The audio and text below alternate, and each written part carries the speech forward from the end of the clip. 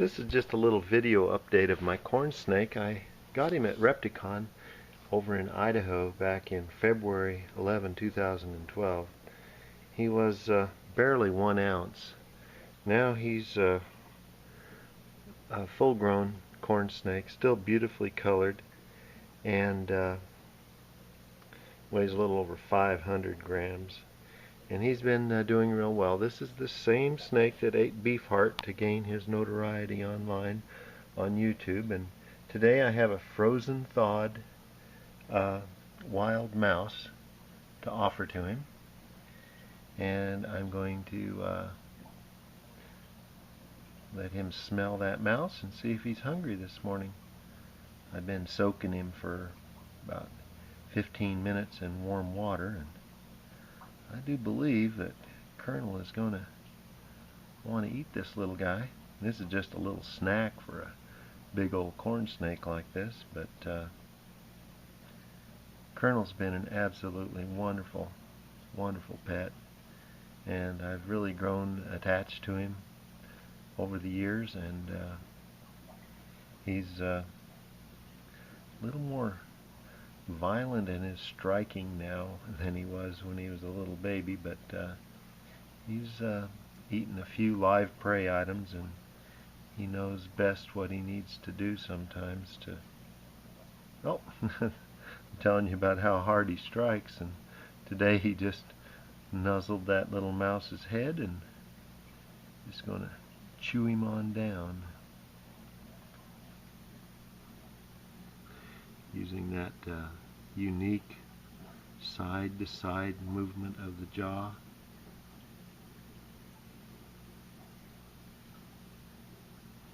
He has to get that little nose straightened out, I think, before he can swallow it properly.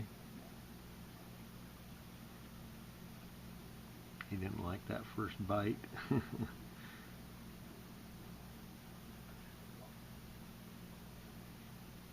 Try it again. He knows there's no big hurry.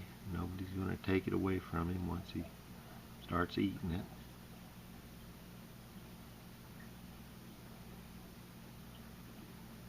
I have seen him eat a mouse like this tail first before.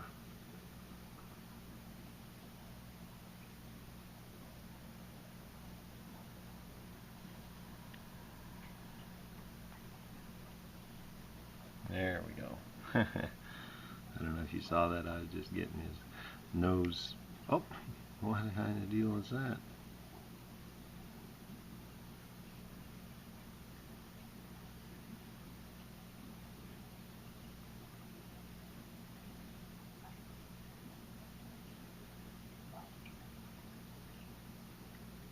He wants to really smell. The meals are few and far between this winter, and he just probably wants to smell it really good. Get an idea of whether or not he wants to eat it or not. I'm not making the mistake of holding any mice anymore with my fingers. It's real important when you're feeding a mouse to a snake is to not allow them to make the mistake of thinking that your finger, just because it smells like a mouse, is a mouse, or just because it's close to the mouse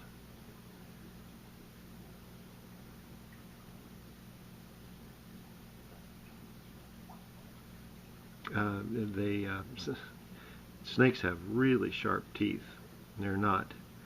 They're painfully, well, they're not very painful, they're just very, very sharp, and to a human skin they puncture it extremely easily, and if you jerk or tear, the teeth will cause an injury to your skin and it will bleed. It's been my experience, though, that one time that Colonel accidentally bit me, that there was no infection going on. I just put some triple antibiotic ointment on it and put a band-aid on it, and I was good to go. It was completely healed in just a day or two. Well, an old guy like me, probably more like a week. no problem. Well, this is a feeding video of my corn snake Colonel. I'll put this online and I'll see if I can come up with a little more food for him in the next day or two before Christmas here. It's December 20 today. Merry Christmas, Colonel.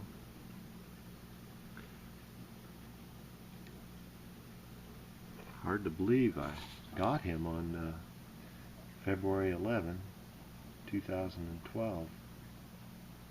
I thought I'd had him a lot longer than that, but he's grown and is still growing. He has a very healthy appetite, and I think he has extremely beautiful coloration.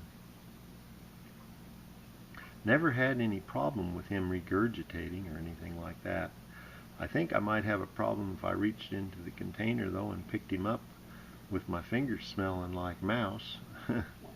You can see where that mouse is going down through his body here, just barely. Well, this concludes this feeding video.